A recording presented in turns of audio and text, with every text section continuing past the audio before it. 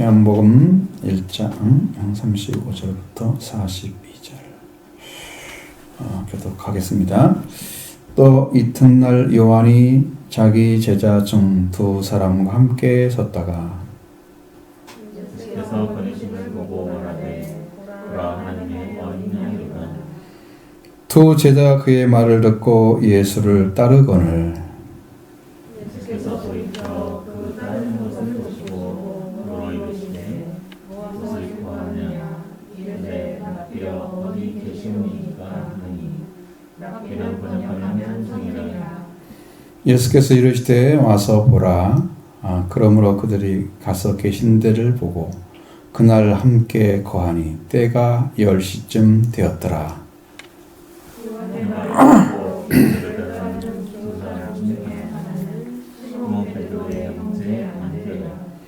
그가 먼저 자기의 형제 시몬을 찾아 말하되 우리가 메시아를 만났다 하고, 메시아는 번역하면 그리스도라. 예수께서 보시고 이르시되 내가 요한의 아들 시몬이니 사사께서 하시니라. 내가 번역하면 그대로라. 아멘. 이 말씀 통해서 여러분들이 드려야 할 말씀이 바로 이제 예수 그리스도를 만나는 장면이죠. 뭐 부른 것도 아닌 것 같고, 또 불렀다고 하면 특별하게 이렇게 지명해서 와야 되는데 데리고 오잖아요. 그건 전도를 한 것 같기도 하고, 그런 모습으로 베드로를 만나는 장면이 나와 있죠. 성경마다 다 다르게 표현되어 있는 부분들이 있는데, 마태복음 같은 경우는 어부로서 직접 부르시는 모습이 나타나죠. 마가복음에서는 그렇게 크게 안 나타나는데 누가복음에서는 5장에서 나타나죠. 또 베드로를 부르는 것은 고기를 잡는 데서 깊은 데서 문을 던져라 그래서 고기를 잡고, 베드로가 나중에 고기를 가져온 다음에 발견하죠. 주여 나는 죄인입니다. 나를 떠나소서. 네가 장전하는 사람을 낳는 어부가 되리라고 말씀하시고 그를 부르셨어. 그런 장면이 나타나는데 요한복음에는 동생이 데려와가지고 만나는 거죠. 그러니까 그게 엄청난 차이가 있는 거예요. 어떻게 만났는지는 이제 베드로는 알겠죠. 성경에 기록된 대로 하면 몇 가지 방법이 나오니까. 근데 왜 이렇게 틀리게 얘기를 했을까? 네. 요한복음에서만 좀 확실히 다르게 나오고요.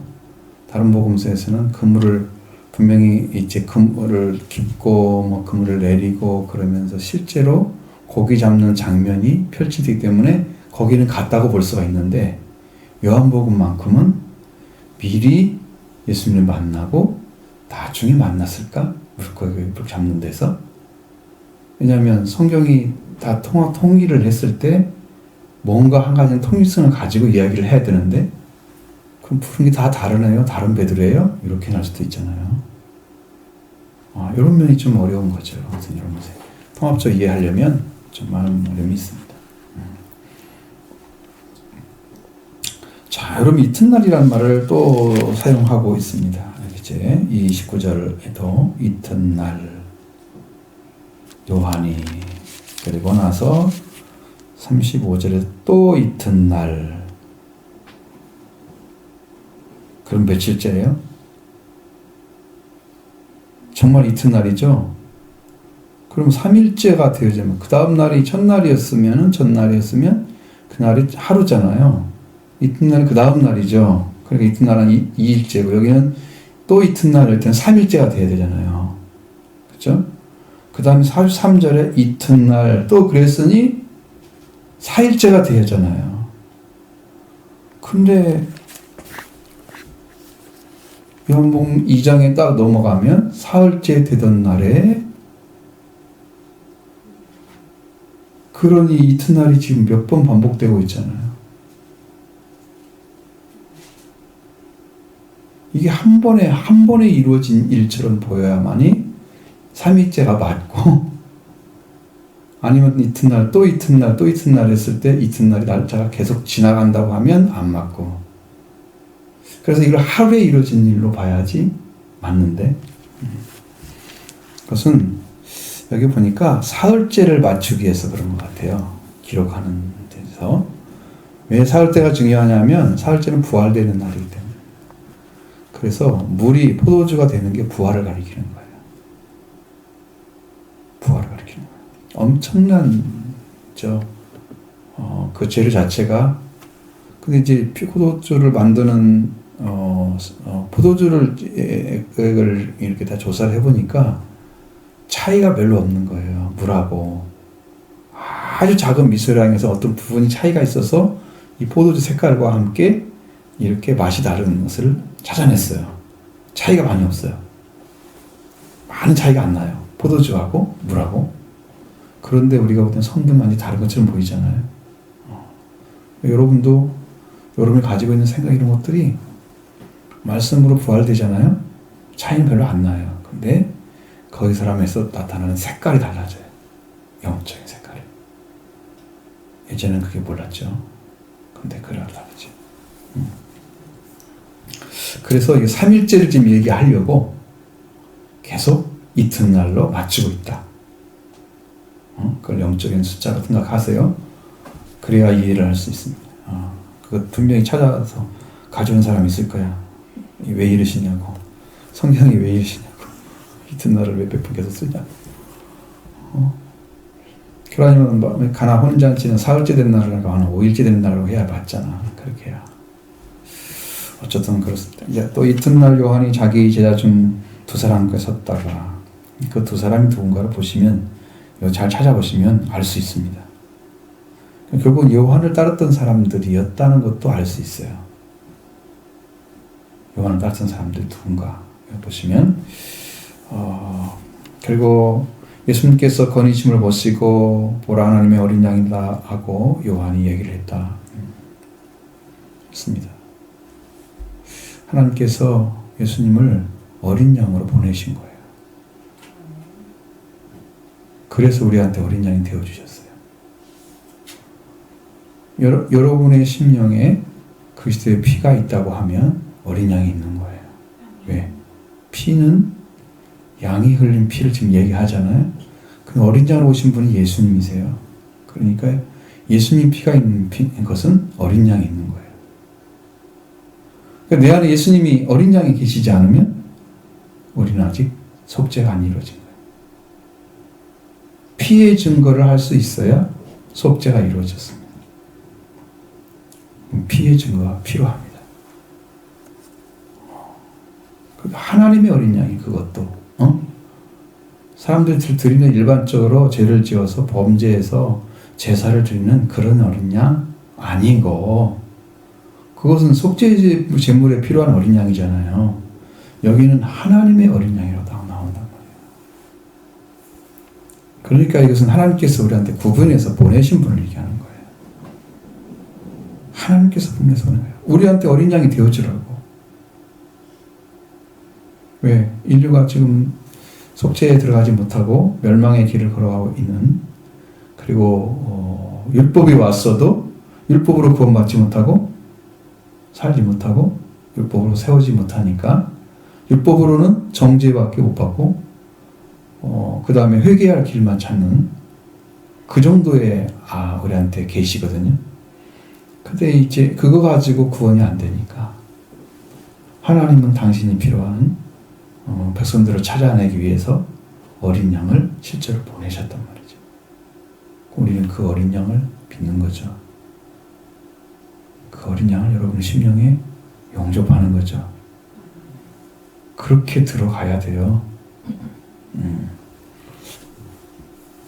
그래서 속죄의 확신을 하나님께 주시면 여러분이 스스로가 피에 대해서 말씀하거나 찬양을 하거나 찬송을 하거나 여러 가지 했을 때 여러분 안에서 스스로 내 안에 그게 있다는 것을 알게 되는 거예요.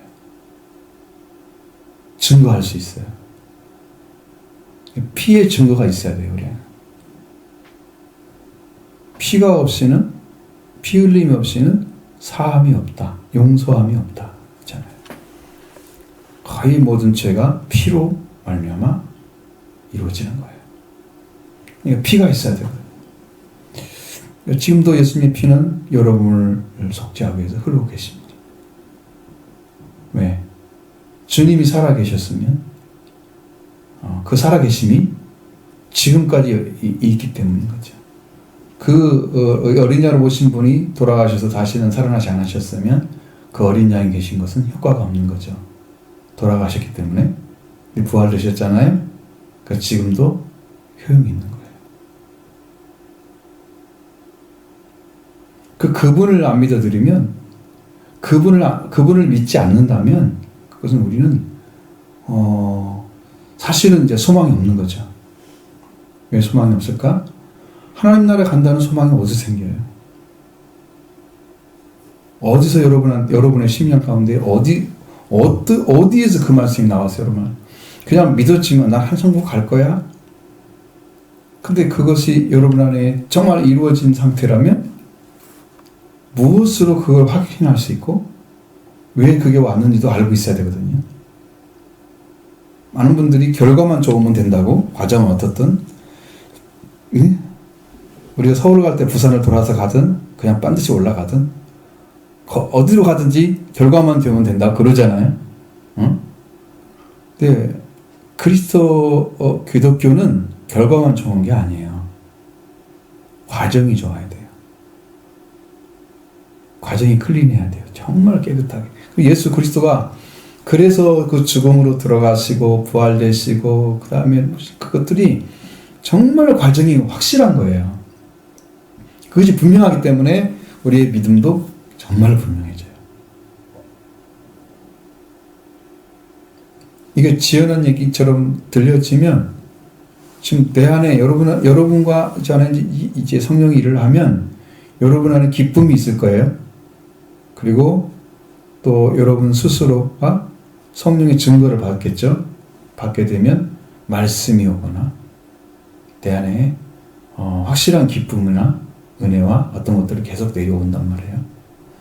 근데 내 심령이 변화가 없다. 또 말씀을 들어도 움직이지 않는다. 어떠한 반응도 안 나타난다.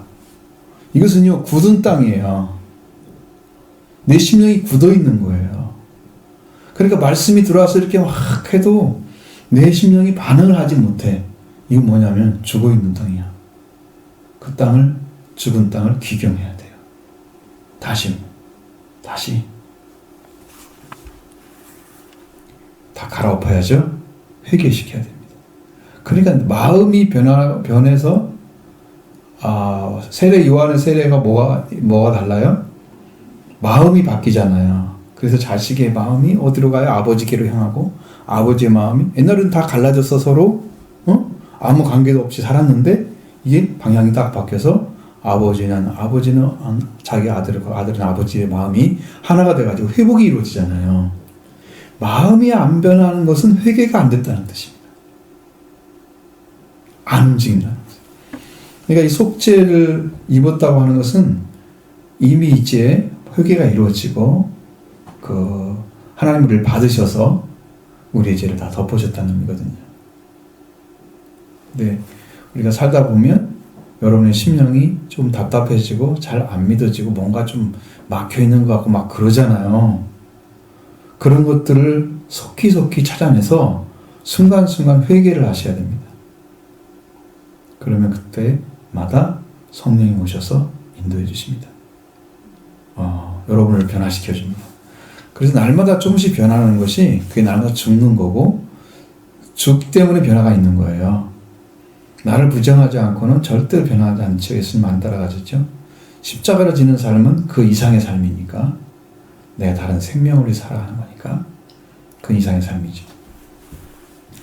그래서 우리가 이 말씀 중에서 하나님의 어린 양으로 오신 예수 그리스도가 내 안에 있는가를 보셔야 된다. 왜? 그분이 우리를 위해서 오신 거예요. 우리 한 사람 한 사람의 보증이 되어 주시기 위해서 죄에 대해서 보증을 해주시잖아요. 죄사함 받았어. 그래서 주인이 체인지 된 거야.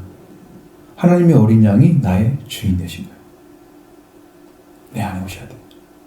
그분이 주님이시고 그분이 그리스도시고 그분이 하나님의 아들이십니다. 한 분이 한 분. 근데 우리한테 신분을 찾아주는 거예요. 신분. 우리가 어린 양이 안 되면 뭐가 되냐면요. 양이 안 돼요. 양이 안 되면 예수님 목자가 되지 않는 거예요. 그러니까 어린 양이 우리 안에 있다는 것은 우리가 예수님 통해서 어린 양으로 들어가게 하셔서 하나님과 우리 관계를 다시 회복시켜서 하나님 우리가 목자가 되게 하시고 예수님도 선한 목자잖아요. 목자가 되어주시고 그래서 이제 하나님과 우리 관계가 딱 설정이 되는 거예요. 근데 이것을 안 가지고 있으면 뭘로 설정하겠어요? 내 안에 자 기둥이 2개 있어야 되는데 하나만 있다고 해봐요. 성경은 이미 이루어져 있잖아요. 이게 어린 양이 왔다 그러니까 그 안에 누가 있어야 돼요? 그 어린 양이 내 안에 오셔서 어린 양이 되어주셔야만 되는 거죠. 2다리가 딱 서 있겠죠? 하나가 없는 거예요. 내가 안 믿어드리면. 나는 서지 못해요. 믿음으로. 이게 차이가 나요. 영적으로. 그러니까 여러분들이 들어갈 때 나는 지금 하나님께서 보내신 어린 양으로 인해서 속죄를 받았다. 이걸 믿으셔야 돼요.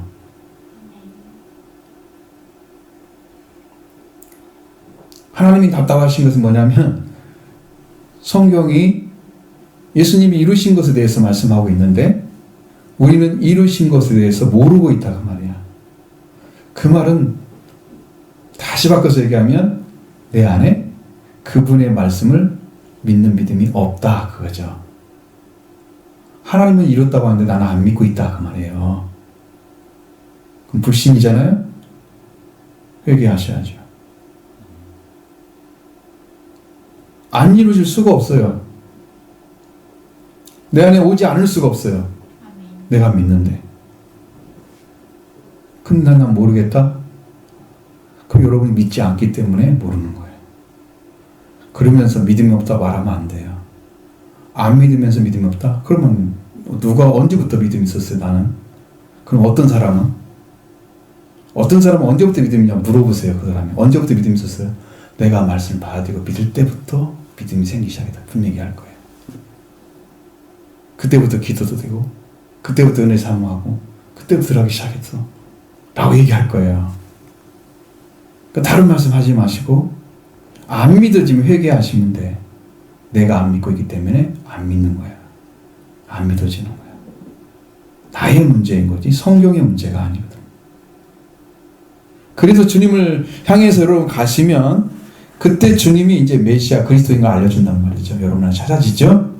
그분이 이제 여러분의 구주로 영접하게 될 그런 은혜를 이제 그때부터 찾기 시작하는 거예요. 그게 믿음을 통해서 이 어둠에 있는 사람이 빛으로 나온 거야. 어둠에 있는 사람이 어둠에 있지 않고 믿기 때문에 나온 거야 이제.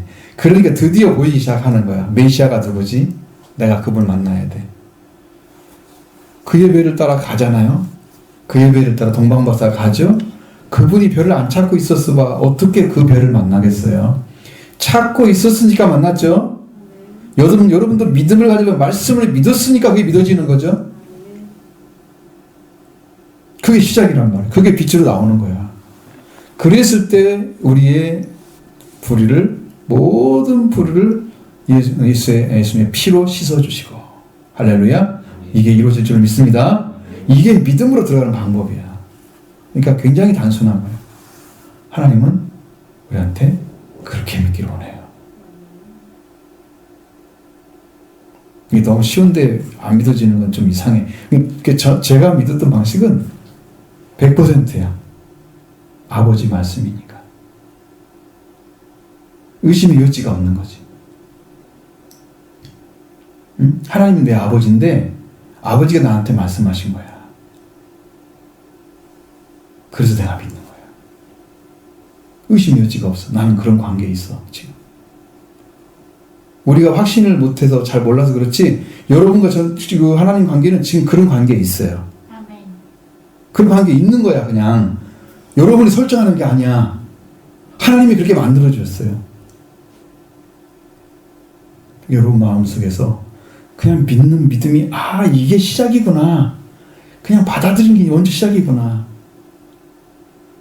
하나님 날 믿음을 주면 믿을게요. 이건 믿어지지가 않아요. 그런 믿음을 줄 수가 없어요. 기본적으로 안 믿고 있는데 믿음이 생길 리가 없어요. 생긴다는 것은 주었다는 건데 내가 없었으니까 생기는 것은 준 거잖아요. 그렇죠? 어디서 막 태어나요? 안 믿고 있는 마음에서 믿음이 태어나? 그럴 리가 없죠. 그러니까 분명히 내가 그걸 받았다는 거죠. 말씀을 믿을 때 믿음을 주십니다. 그 믿음이 확실해져서 여러분의 그 말씀이 딱 찾아지면 그때부터는 내 말씀이 되는 거야. 그때 레마가 되는 거지. 그전에는 로고스였단 말이야. 응? 기록된 말씀, 서술된 말씀. 그런데 내 안에 선포된 말씀으로 딱 들어오는 거야. 이 하나님의 어린 양이 여러분이 있어야 할 이유가 뭐냐면 바로 그분이 우리가 하나님과 관계에서 잃어버렸던 그 관계를 다시 회복시켜 주는데 이분이 제일 먼저 죽음을 줬는 거야. 왜? 어린 양이 언제 필요한데? 6월절도 어린 양이에요. 1년 된 것만 먹어요. 양 중에 1년 된 게 제일 맛있다는데 제일 고기의 질도 좋고 그것도 영적인 질도 하나님 말씀으로 가장 좋은 어린 양 상태를 말하는 거죠. 하나님이 가장 핵심적인 생명을 넣어주는 그 능력을 가진 그 양을 얘기하는 거죠. 우리한테. 그렇게 보내주시기 위해서 어린 양이란 말을 쓰신 거란 말입니다. 그것도 하나님의 어린 양. 그것을 발견했다고 하면 여러분 변할 수 없는 관계가 이미 내 안에 왔어요. 하나님하고. 내가. 자, 근데 이제 이렇게 했어. 하나님의 어린 양이로다 라고 얘기를 했어요. 그러니까 이분이 하나님의 어린 양이로다 라고 하는 것을 이 제자들이 알았다든가 요한의 제자들이 그렇다면 얼마나 놀라운 일이 벌어졌어요. 아니 성경에 기록된 그분이 오셨어? 6월절에 양을 잡았던 양이 그게 바로 메시아라는 걸 사람들은 알고 있었는데 그분이 왔어? 라고 알고 나서 엄청난 충격을 받고 그분 앞에 죄를 아뢰면서 구원을 요청했을 거예요. 그 충격을 안 받는다? 기다리고 안 거는 거예요. 희망이 없는 거예요. 그분이 그분인가를 모르는 거죠. 성경에 기록된 그분이 그분이라는 걸 모르기 때문에 내 안에 아무런 반응이 없는 거예요. 여러분이 그분을 기다리는데 그분이 왔다 그러면 그분이 놀랍죠. 대통령 기다리는 대통령이 왔다 그러면 너무 놀랍죠. 우리나라 최고의 통치권자가 왔어. 악수 한 번 하면 손도 안 씻을 거래요. 며칠 동안. 이 손을 씻으면 안 돼. 이 누구 손을 만진 건데. 그 기다림이 없는 것은 내 안에 하나님에 대한 소망이 없는 거야. 그러니까 성경에 여러분 에베소서에 말씀 것처럼 그리스도도 없고 하나님도 없는 자이고 생명도 없는 자이라고 했잖아요. 그리스도가 없는 거야. 그러니까 희망이 없는 거야. 그분을 만나야 한다는 그런 믿음 자체가 형성이 되지 않는 상태를 얘기하는 게 이방인 상태야. 여러분 이방인 상태를 언제까지 가지고 가요? 그리스도를 기다리지 않고 구원도 기다리지 않고 이렇게 언제까지 가요? 이방인 상태 안 끝나면 유대인은 못 들어오는데 영적으로는 속죄 피밖에 없잖아요. 거기도 가까워지는 것은. 그러니 여러분 성경이 동일하게 얘기하고 있잖아요. 이렇게. 자, 그러니까 하나님의 어린 양을 여러분 영적에 발견하기를 원합니다. 그래서 두 제자가 그 말을 듣고 예수를 따라왔다고 말하고 있습니다. 그 말을 듣고 만나기를 원했던 것은 분명한 것 같습니다. 그들이 그러니까 요한을 입을 통해서 말을 한 거죠. 그러니까 성령의 증거라고 볼 수 있어요. 자기가 알 수 있는 게 아니잖아요. 성경에서 늘 계속해서 얘기하는 건 나는 그를 알지 못했으나 성령이 비둘기처럼 내려와서 그에 머물러 있는 그분을 세례를 줄 때 봤잖아요. 그분이 성령을 세례를 준 불이라 해서 내가 하나님의 아들이라고 증거했다 그러잖아요. 자기도 몰랐던 거잖아요. 역시나 똑같아. 지금 몰랐던 거 성령으로 말씀하신 거예요. 자, 그래서 예수님께서 그들의 물음을 들으시고 돌이켜서 바라보시고 그 따르는 것을 보시고 물어 이르시되 무엇을 구하느냐. 자, 여러분 무엇을 구해야 됩니까 우리가? 예수님이 물어보는 거예요. 너는 무엇을 원하느냐? 여러분이 예수님께서 정면으로 우리를 만나서 이제 확실하게 물어보면 여러분 무엇을 구할 거예요? 뭘 구하실까 한번 찾아보세요.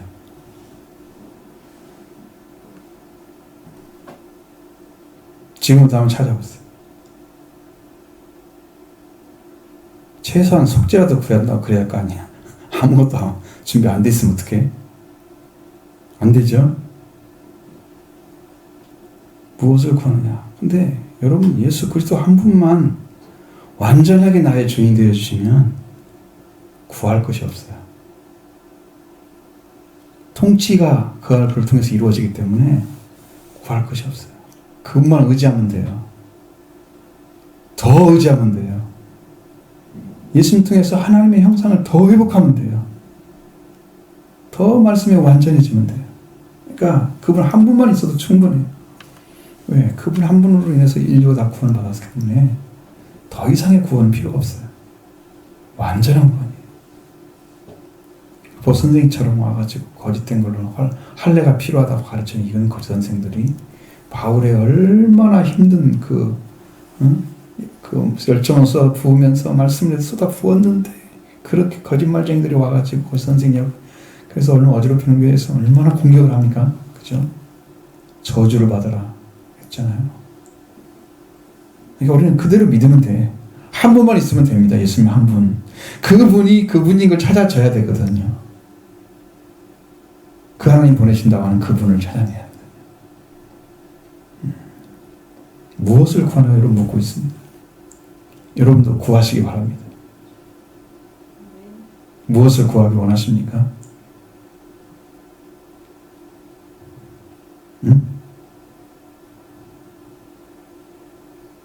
말씀 나눔 시간에 설교 시간 아니야. 지금 일 꼭 담고 있어. 네? 예수 그리스도를 어떻게 구하고 있습니까? 주님 앞에 계시잖아. 여기서 보면 무엇을 구해야 되겠습니까? 그분을 통해서 아니 예수님 자신이 나의 뭐가 되시라고? 그렇지. 그렇게 바뀌면 말이 맞죠. 나의 주인 되시기를. 주님이 나의 주인이 되시기를 소망합니다. 그렇게 되어주세요. 만난다고 하는 것은요, 여러분 거의 모든 문제 해결됐다고 봐야 돼요. 왜? 죄적인 문제는 거의 해결된 거죠.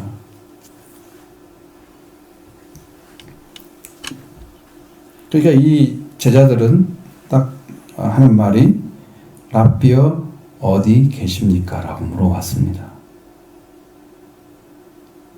그들은 아직도 뭘 모르냐면 그분이 주라는 사실을 모르고 있는 거죠. 그러니까 선생님으로 알고 있는 거죠. 선생님. 선생님은 가르치는 분의 중심이죠. 주인이라고 하는 것은 생명과 관련되어 있고요. 이 선생님이라는 부분은 말씀과 관련되어 있잖아요. 가르침에 대한 거잖아요. 선생님이라고 지금 알고 있는 랍비라고 얘기를 했습니다. 그럼 랍비가 또 어디 계시냐고 물어봤죠. 어디 계십니까?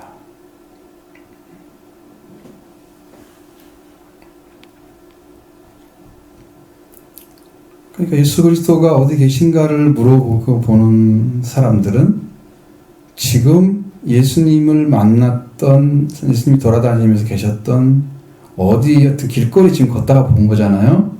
그러니까 그를 만나서 이렇게 물어보는 거죠. 그 두 제자가 요한의 말을 듣고 와서 예수를 따라서 가니까 예수님께서 돌이켜서 그를 따르는 것을 보시고 물어 이시되 무엇을 구하느냐 이렇게 물어봤잖아요. 그래서 지금 길거리에서 만난 거잖아요. 그러니까 예수님이 계신 곳이 간 건 아니죠 현재. 그래서 무엇을 구하냐 물어보는데 어디 계십니까 물어봤어요. 반대로 물어본 거예요. 여러분 예수님 어디 계실까요? 그때는 예수님의 처소가 있었겠죠. 하지만 지금은 어디 계십니까? 이렇게 물어보면 답답하기가 좀 복잡한가요? 응?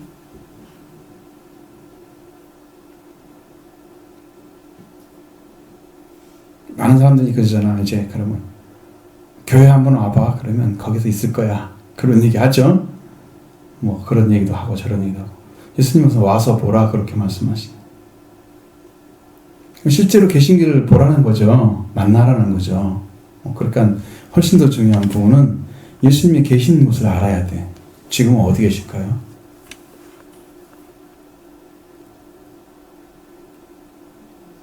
한 번도 생각 안 해보셨잖아. 이 말씀을 읽으면서.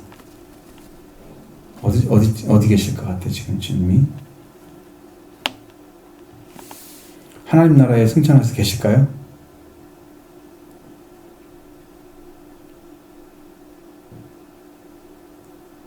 그것도 틀린 말은 아닌가요?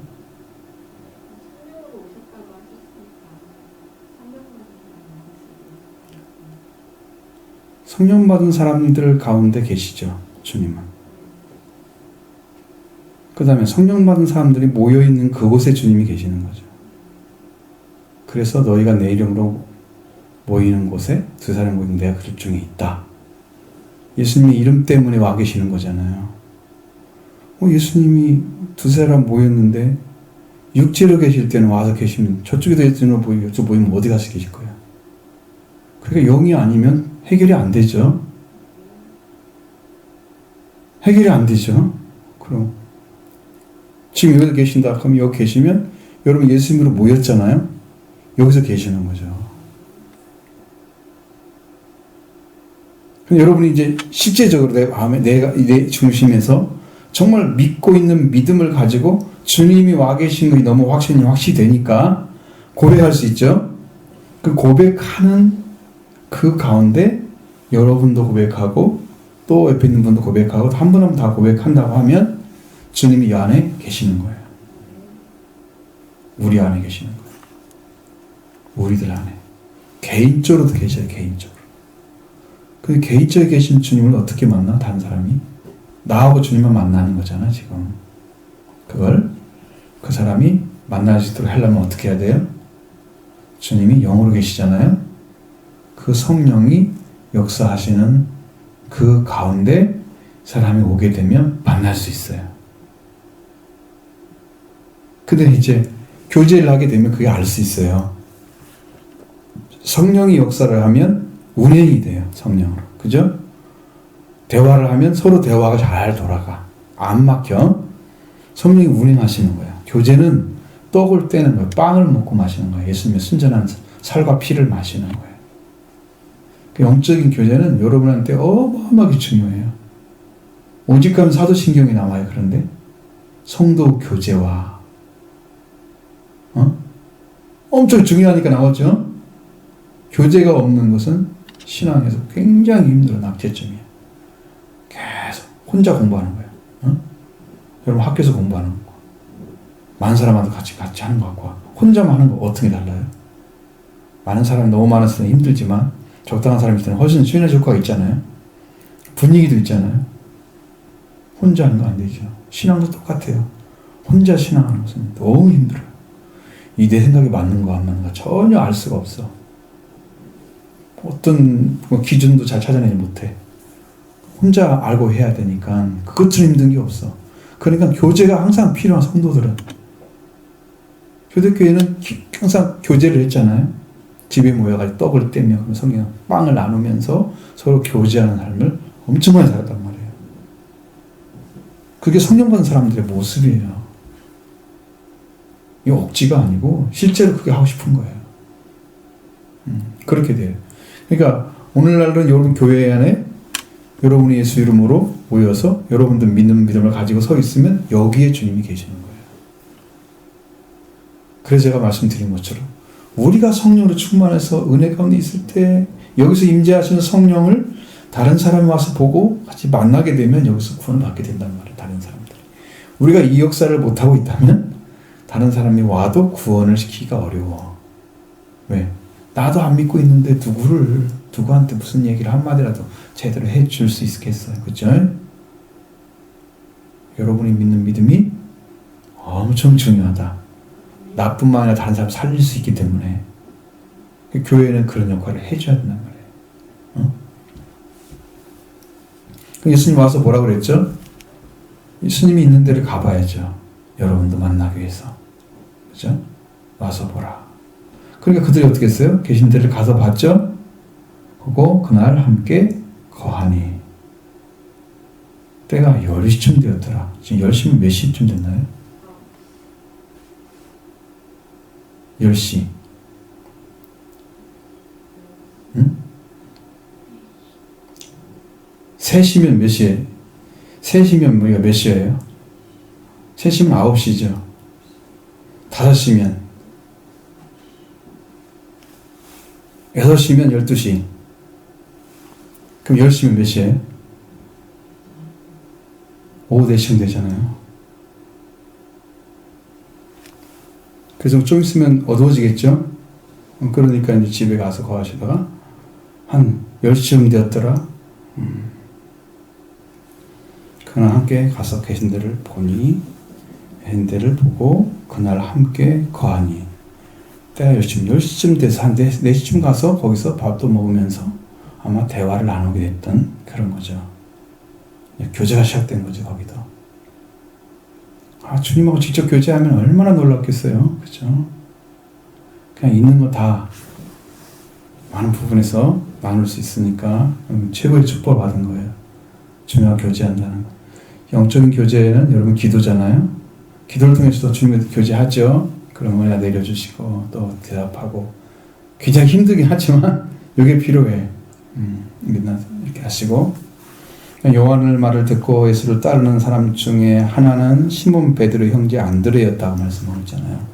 그럼 안드레가 좀 요한의 제자였다는 거죠. 여기서 말하면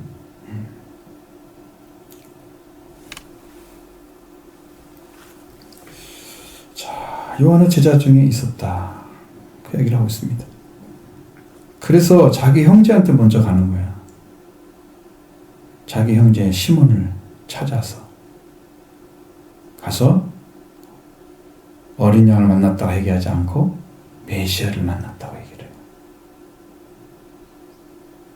여기 지금 메시아 이런 말, 랍비 이런 말 다 아람어예요. 아람어. 히브리어가 아니고 아람어. 아람어권이에요. 히브리어도 이제 쓸 수 있지만 아람어로 표현하죠. 메시아라는 단어를 그리스어로 번역을 하면 이제 크리스토스가 돼서 메시아가 크리스토스가 바뀌는 거죠. 그 의미는 기름 부음을 받은 자, 똑같은 거예요. 그 말과 그 말이 동일한 거예요. 기름 부음을 받았다고 하는 것은 여러분이 세워졌다는 걸 생각하면 돼요. 자, 목사님이 기름 부음 받아서 주의 종이 됐어요. 그럼 뭘 세웠어요? 목사를 세웠죠. 장로님은 이렇게 안수해서 기름 부음을 받았어요. 세워졌죠? 그럼 장로님이라 부르지 그러니까 세워졌기 때문에 부르는 거잖아. 기름 부음이란 건 세워진 걸 의미하는 거예요. 그럼 하나님께서 예수님을 세웠어. 그리스도로 기름 붓는 분의 중심에 세우셨어. 그분이 그리스도야, 그냥. 우리는 그리스도에 의해서 기름 부음을 받는 사람들이야.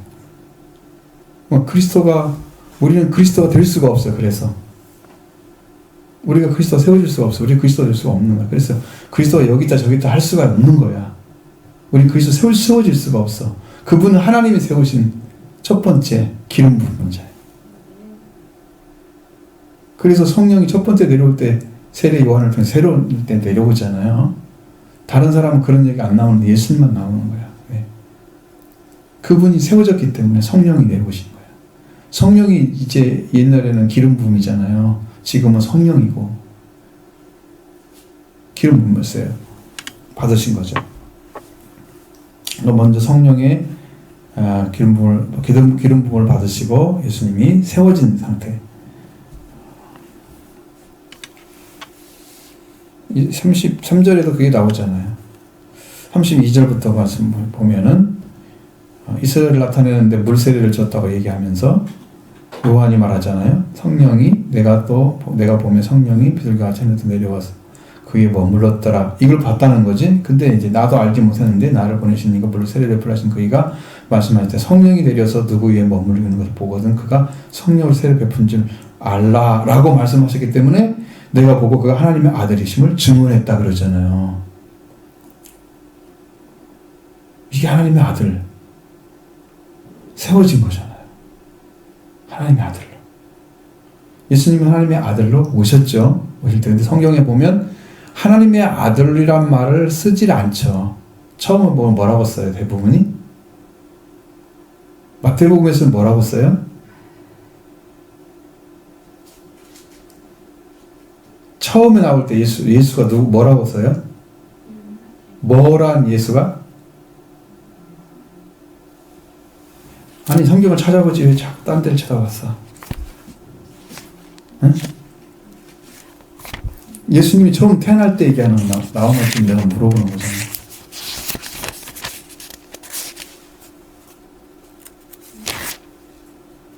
뭐라는 예수?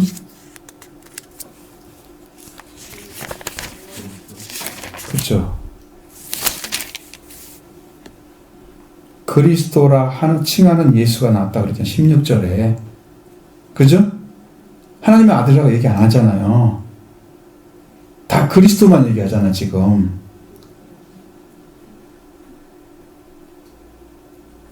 그러니까 예수님은 하나님의 아들임이 선포되는 것이 성령을 세례를 받으면서 선포된 거죠. 그전에는 그리스도로만 나타나시고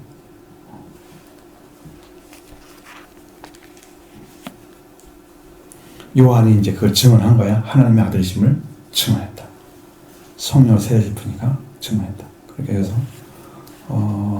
바로 이제 메시아가 기름 부음 받는 분이고 그 메시아를 통해서 이제 우리가 기름 부음을 통해서 이루어지는 게 삼중직이라고 말씀드렸죠. 세 가지. 왕이 세워지고 대제사장이 세워지고 선지자가 세워지는 거였어요. 삼중직을 예수님이 다 이루셨어요. 그래서 우리도 목회자들도 그걸 이루는데 사도권을 가지고 이룬다 그래요. 말씀하실 때. 자, 그래서 예수님께 이제 시몬을 먼저 자기 형제 시몬을 안드레가 데리고 와서 데리고 오기 전에 미리 이제 얘기하죠. 메시아를 만났다. 메시아는 그리스도라. 그리고 데리고 와서 예수님께 오니까 예수께서 부르시고 말씀하시기를 네가 요한의 아들 시몬이니 장차 게바라 하리라. 또 게바는 뭐라고 됐어요? 번역하면 페트로스라, 베드로라. 그러니까 지금 이게 전부 아람어를 갖다가 번역을 한 거예요. 헬라어로. 그게 왜 그런지 잘 모르죠. 익숙해서 그런지 아니면은 요한복음을 읽는 사람들이 아람어에도 익숙하니까 그 사람인데 이 말이 그 말이야 라고 알려주기 위해서 그런지 그건 잘 모르겠는데 어쨌든 그렇게 얘기를 한다면 그러니까 우리는 뭘 보는 거예요 여기서? 베드로는 오자마자 시몬이라는 이름으로 와서 베드로라는 이름으로 바뀔 것을 약속해 주잖아요. 벌써 약속이 떨어진 거예요. 그러니까 이 복음을 받는 사람들마다 다 다르더라고요. 어떤 사람은 빨리 이렇게 세워진 사람들이 있고 어떤 사람은 나중에 이렇게 된 사람도 있고 베드로는 벌써 지금 예수님 따르기도 전에 이미 이름이 바뀌어졌어요. 너는 장차 이렇게 할 거야. 자, 그럼 언제 그걸 했어요?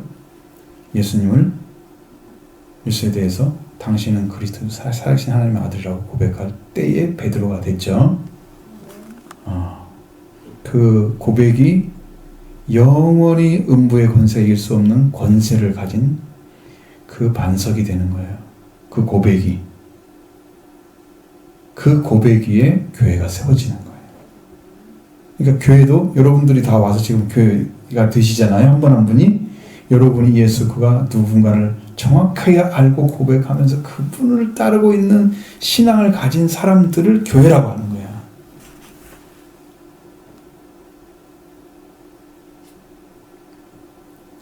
그러니까 정말 예수님이 하나님의 아들이고 그리스도로 정확하게 알아지고 믿어져서 그게 고백해지는, 그러면서 구원을 받은 사람이 됐을 때 그 사람을 뭐라고 해요?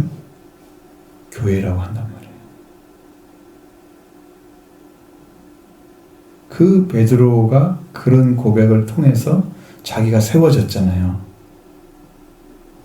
그리고 베드로는 그 일을 통해서 세운 자리에 있었기 때문에 그는 예수님을 부인했지만 나중에 회개하고 돌아오는 역사를 있죠. 만약에 이거 이름이 이런 것이 없었다면 베드로도 넘어졌을지도 모르죠. 위험하죠. 하나님이 특별한 은혜를 주신 거예요. 여기 만남을 보니까 이미 그렇게 돼 있어요. 이미. 그러니 넘어질 수가 없는 사람이야. 왜? 베드로가 이미 주셨잖아요. 예수님이 주신 거잖아요. 누가 한 것도 아니고. 누가 예언을 했더니 베드로라 하더래. 그 말이 아니죠. 실제로 만나 주신 거니까 너무 확실한 것입니다. 그러니까 그렇게 이름을 받고 하나님께서 사용하시는 사람으로 딱 세워지는 거예요. 그러면 이제 이해가 되시죠? 우리도 하나님께 세워지려고 하면 누구를 만나야 되나요? 예수님 만나야 되는 거예요. 그래서 세워지는 거예요. 아들도 되고 왕도 되고 예수님 통해서 다 이루어지는 거예요. 예수님이 세우는 거예요. 예수님 왕 같은 제사장이시고 예수님 자신 때까지는 용서하는 거 이미 다 끝났어요. 다 완성됐어요. 그의 소유된 백성. 이게 다 예수님 안에 다 있어. 그럼 여러분들 그걸 내가 얻어내는 거야. 영적으로 들어가서. 이루신 거예요, 그게. 너희는 그렇게 택하신 족속이 되는 거야. 그래서 2장에서 나오잖아요. 베드로전서 2장. 9절의 말씀에. 딱 세우잖아요. 그러니까 그냥 영적인 세움이 그렇게 돼요. 베드로는 이미 그런 축복을 받은 사람이다. 참 놀랍죠? 놀라운 일입니다. 아무도 알 수 없는 그 일을 주를 만나심으로써 이루셨어요. 그러니 그 시대에 그때 베드로가 태어났으니까 여러분 태어났으면 여러분도 만났을까요? 예수님 만났을 것 같아요? 우리 그때 태어났으면 예수님 따라가서 제자가 돼가지고 참 이름이 제대로 남는 사람이 됐을지 모르는데 시대의 사명이 아니죠. 그 시대에 맞는 때 태어나서 그 시대에 맞는 사람을 주시는 거니까 시대적인 거죠. 하나님께 주신 거죠. 우리가 내가 그 시대를 거슬러 올라가도 태어날 수는 없는 거잖아요. 그죠? 그러니까 이게 다 주님의 계획 속에 있는, 하나님 계획 속에 있는 거예요. 은혜 중에 은혜예요. 여러분도 복 받은 거죠. 예수님 믿게 된 것은. 자, 이렇게 해서 분명하게 예수님한테 가서 봄으로써 여러분 영적인 회복이 일어나고 예수님이 누군가를 알게 되면 여러분도 이렇게 가서 보고 와서 뭐라 그래요? 우리가 메시아를 만났다 그런 것처럼 여러분도 메시아를 만나게 되는 거예요. 그리고 고백하게 되는 거죠. 이런 회복된 은혜 축복이 있기를 원합니다.